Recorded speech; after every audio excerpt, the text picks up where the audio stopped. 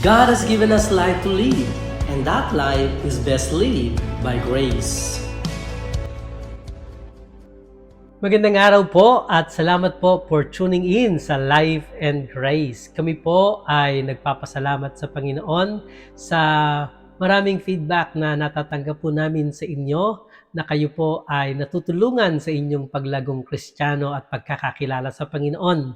Kaya nga po amin pong inire-recommend na kung hindi pa po kayo nagsasubscribe sa atin pong channel, sa atin pong Life and Grace channel, ay mag-subscribe po kayo and make sure na i-turn on nyo po yung inyong notifications so that kapag po kami may bagong episode, kayo po ay mano-notify nito.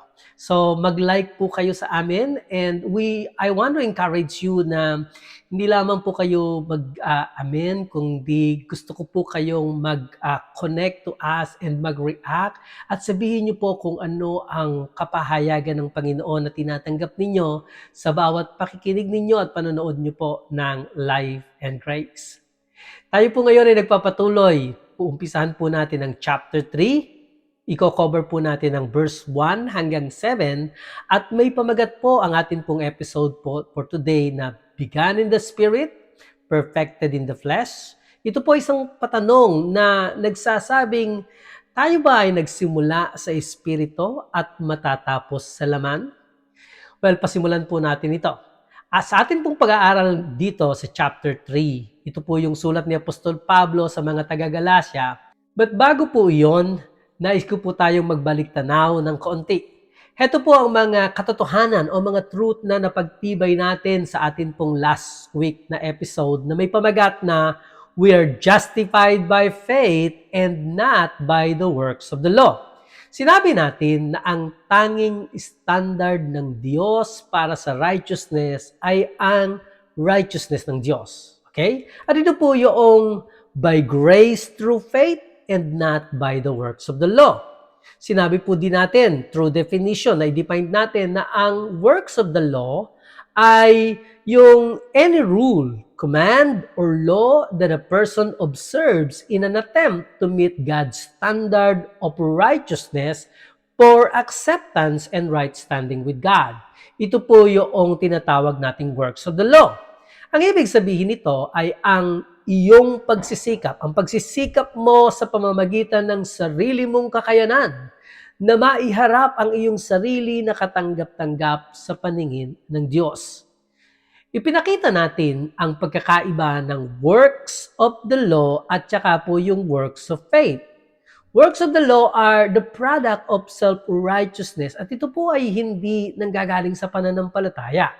Samantalang ang works of faith ay byproduct. Resulta po ito ng ating reliance, ng ating pag-asa sa Panginoong Hesukristo.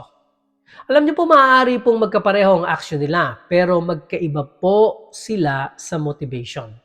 Maaaring pareho ang kilos, pero magkaiba ang kanilang puso. Works of faith are the fruit of relationship with God, whereas works of the law are done trying to obtain relationship with God. Sinabi po natin nung nakaraan na kalimitan ang failure to understand this simple truth, ito po yung nagiging root ng legalism and performance mentality. Sinabi po din natin na Christian life is impossible to live in our own human strength. And the only way po that we can walk in victory is to let Christ lives through us sa pamamagitan po natin.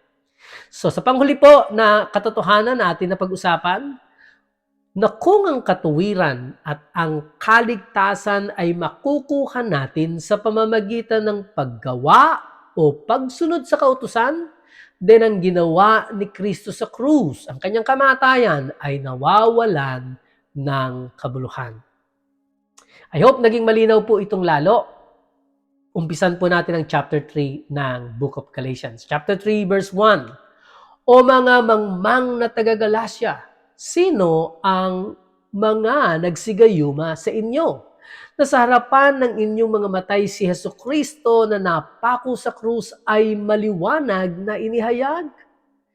This was Paul na naghuhubad ng kanyang gloves. Talagang ready na po si Pablo dito at talagang pinapagalitan niya ang mga taga-Galacia, leaving no room for compromise. Dahil po ito sa kanyang matinding pagmamahal kung kaya po siya nagagalit ng ganito.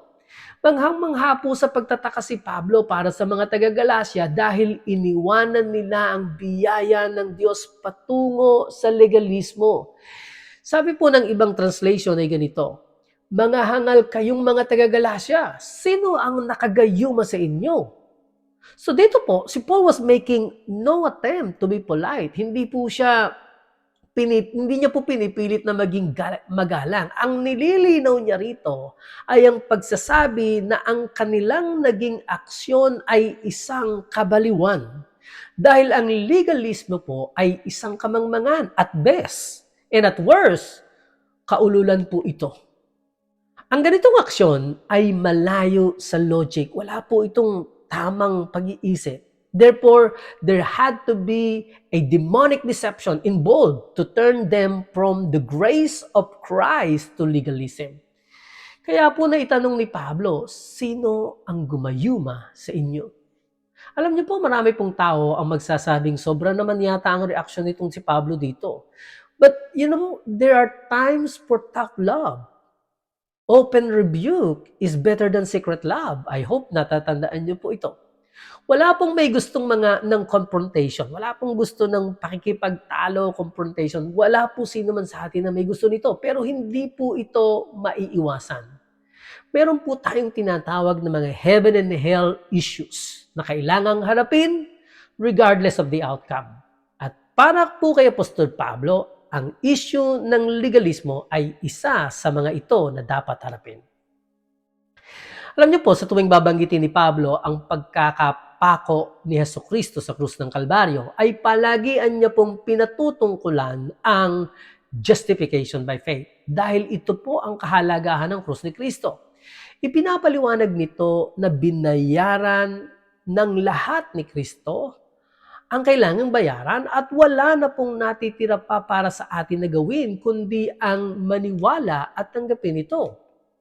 Sabi niya po, sa harapan ng inyong mga mata ay maliwanag na ipinahayag sa inyo kung paano ipinako si Kristo sa krus. It was presented to them so vividly sa mga taga-Galacia po that it was as if they were present at His crucifixion.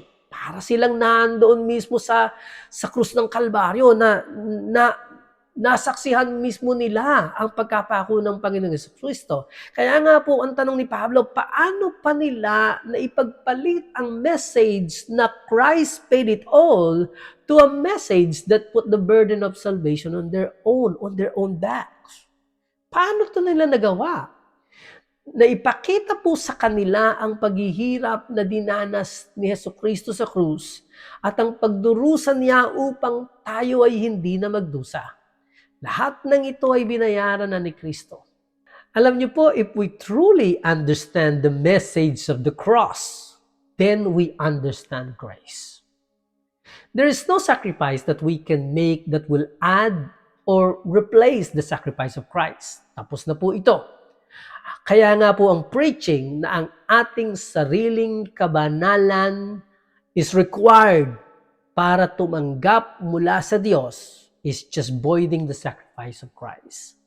Therefore, si Apostol Pablo po, sinasabi niya po sa verse na ito, na anyone who has had a clear presentation of the gospel of Christ, tulad ng mga taga-Galasyang ito, and then turns away from the grace is foolish. Hangal po sila and deceived by the devil. Naling lang po sila ng dyablo. Ituloy po natin, Galatians chapter 3 verse 2. Sabi niya dito, ang tanging bagay na nais kong matutunan mula sa inyo ay ito. Tinanggap ba ninyo ang Espiritu sa pamamagitan ng mga gawa ng kautusan o sa pamamagitan ng pakikinig sa pananampalataya? Si Pablo po ang nagbahagi sa mga taga-Galacia ng patungkol sa Ebanghelyo, sa gospel na ito. At alam niya na tinanggap nila ang Espiritu ng Diyos at ang biyaya ng Diyos dahil ganito niya ito ipinaglingkod sa kanila.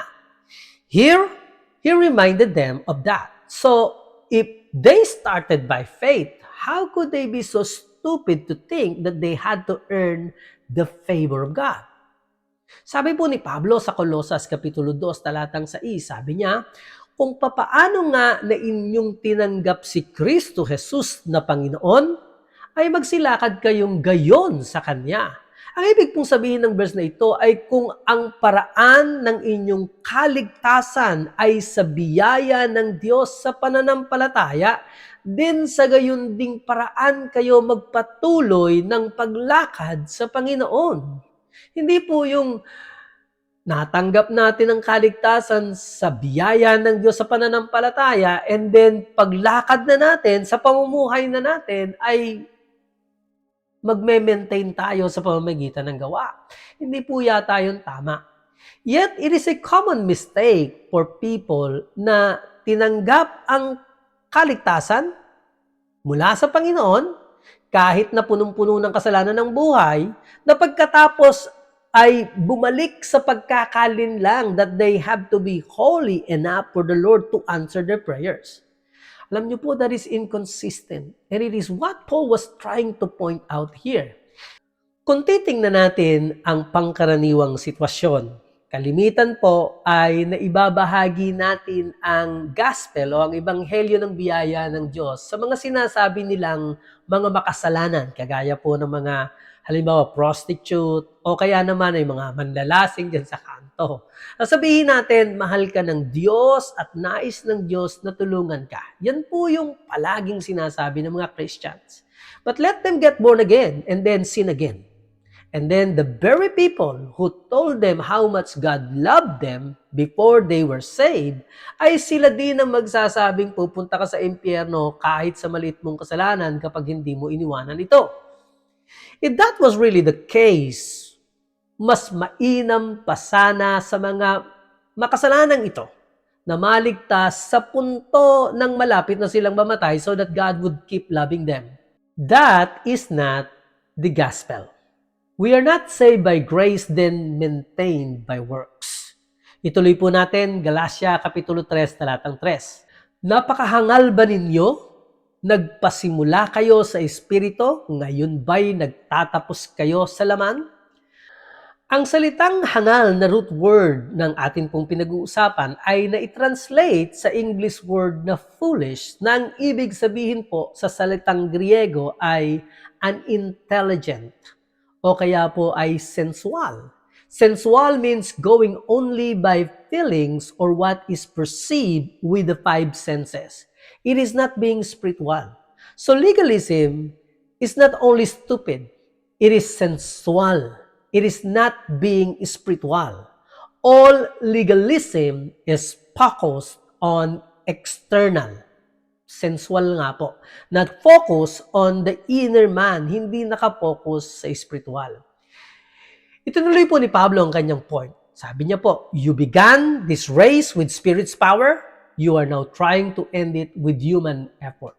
Yun po yung context ng sinasabi ni Pablo.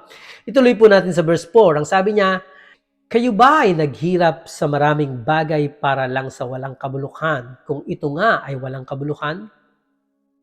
The suffering na sinasabi po ni Pablo dito na na-endure ng mga taga-Galatians was persecutions for preaching the gospel of Christ. Kaya kung lumipat sila mula sa biyaya ng Diyos patungong legalism, then lahat ng pagpapagal o paghihirap na kanilang naranasan alang-alang kay Kristo ay nawawalan po ng halaga at nawawalan ng saysay. Paul was trying to steer them up through the power of memory, but he was warning them that they were dangerously close. Malapit na po sila. Lahat ng tiniis nila for the sake of the gospel would be lost if they renounced their faith in Christ. Kaya nga po kailangan nila ang paalaalang ito kagaya po ng ginawa ni Apostol Pedro sa epistle niya para sa mga believers. Sabi niya po sa 2 Peter chapter 3 verse 1, sabi niya po ay sinisikap kong gisingin ang kaisipan ninyo sa kabutihan sa pamamagitan ng pagpapaalala sa inyo ng ilang bagay. Mahalaga po yung pagpapaalala Mahalaga po yung maalala natin sa memory na kababalik po tayo sa tamang landas kapagka tayo po ay nahihiwalay. Ituloy po natin ang Galatia Kapitulo 3, talatang 5. Ang Diyos ba ay nagbibigay sa inyo ng espiritu at gumagawa ng mga himala sa gitna ninyo sa pamamagitan ng inyong pagtupad sa mga gawa ng kautusan o sa pakikinig sa pananampalataya? Sabi po ng ibang translation ay ganito: dahil ba sa pagsunod ninyo sa kautusan ay ipinagkakaloob ng Diyos ang espiritu sa inyo at gumagawa kayo ng mga himala? O dahil sa pananampalataya na inyong narinig tungkol kay Kristo? Malinaw po, di po ba? Nais ko pong pansinin natin na sinabi ni Pablo sa mga taga-Galacia na nakagagawa sila ng himala. Wow! Pero dahil po ito sa Espiritu na kanilang tinanggap. It is faith in the grace of God that allows miracles to flow through people. And those who are used of God don't deserve it. Wala po tayong kinalaman o hindi po natin dinideserve kung tayo man po ay nagagamit ng Panginoon para makagawa ng himala. Wala naman po kasing kahit sino sa atin ang qualified na gamitin ng Panginoon. At dahil lamang sa biyaya ng Diyos kung kaya niya tayo nagagamit. Biyaya lang po ni Lord.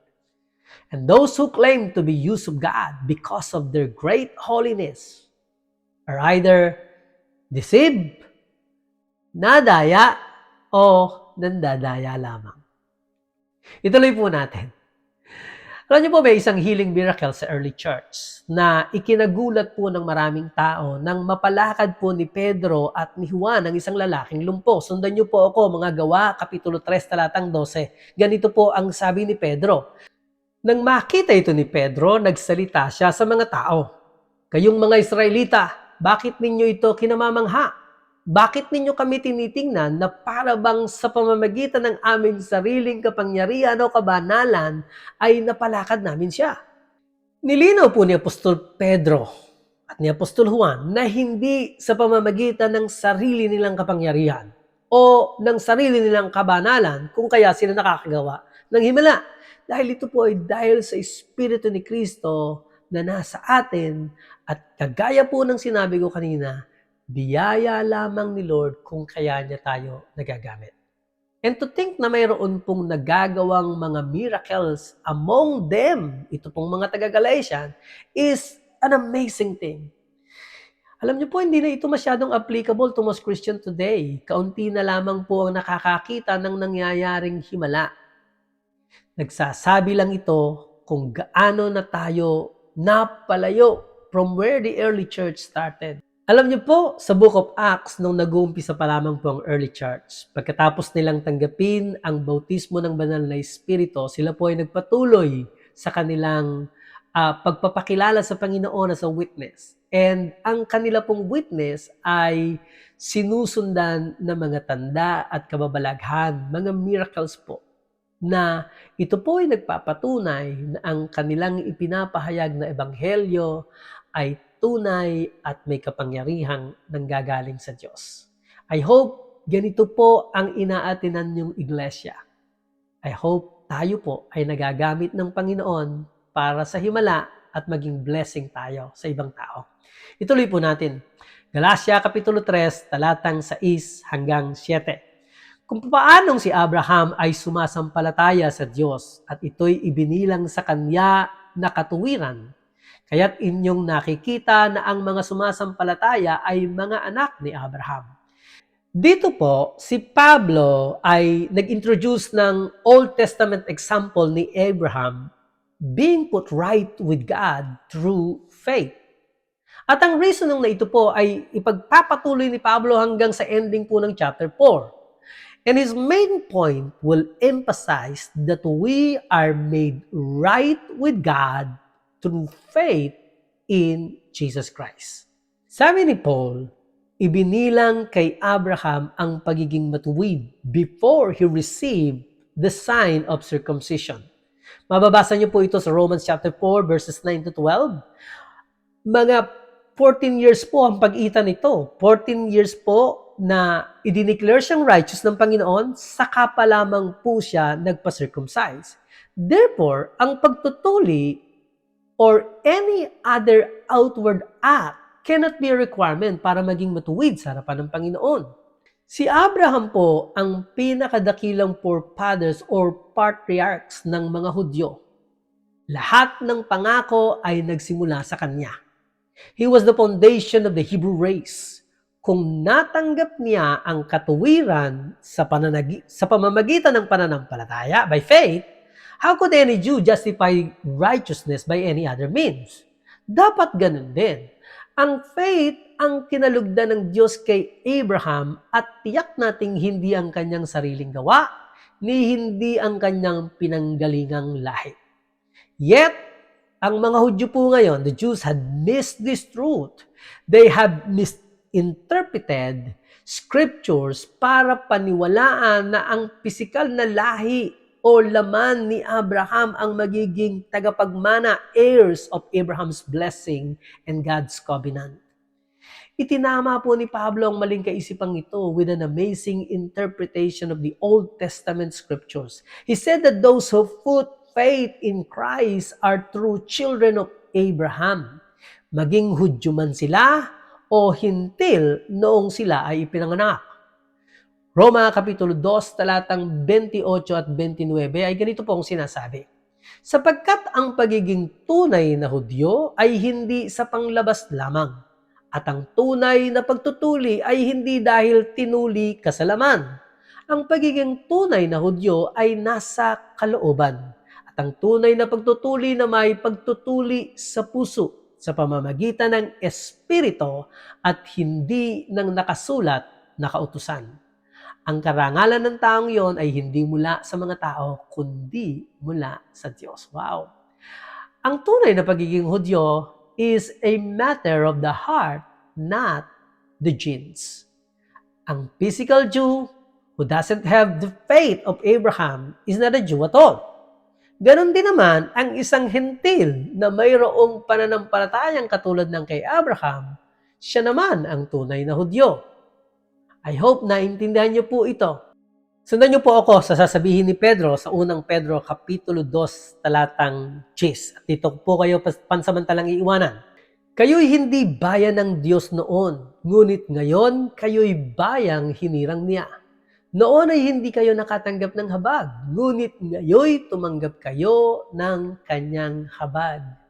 Lahat po tayo, ganito po ang sitwasyon natin. Kung hindi lamang sa kahabagan ng Diyos na ating tinanggap, hindi po tayo magiging kabilang sa Diyos. Salamat sa mayamang kahabagan ng Diyos na maging hindi man po tayo karapat-dapat, tayo po ay pinaging karapat-dapat dahil sa ginawa ng ating Panginoong Jesucristo na siya nating pinaglagakan ng ating pananampalataya. Dito po tayo napawalang sala at naging katanggap-tanggap sa harapan ng Panginoon. Ito po si Baljamin Tatlong Hari. Ito po ang Life and Grace. Ako po ay patuloy na nagpapaalam sa inyo at nagsasabing, life is best lived by grace. Shalom!